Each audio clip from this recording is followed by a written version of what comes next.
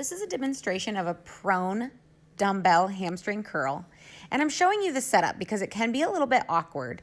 You're gonna lay down on the tummy with that dumbbell balanced on one end so that you can clasp that dumbbell between the feet. And I'm gonna warn you right now that that dumbbell is gonna wiggle around and feel pretty awkward on your first few repetitions until you get the hang of it.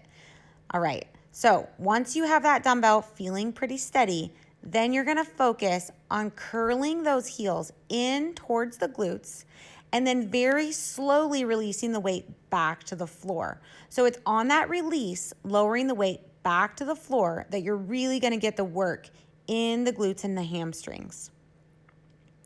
Curl the heels in, very, very slowly release the weight back towards the floor.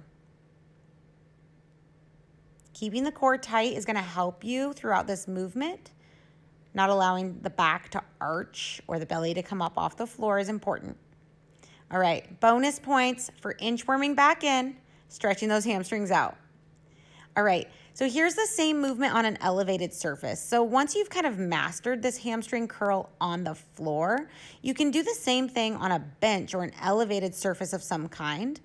And the setup is even more awkward. So it's really helpful if you have a buddy in the house who can place the weight for you. Otherwise, it really does take a little trial and error to get that dumbbell just right. All right, but here, the same thing applies. You're gonna curl the heels in towards the booty and then very, very slowly release the weight back towards the floor. Now, the bonus here is that the floor doesn't keep you from fully extending the legs. So you have a bigger range of motion with this elevated variation. So notice that I'm slowly, very, very slowly releasing the weight towards the floor. Now getting out can be just as awkward. Drop that weight. Bonus points just for getting up.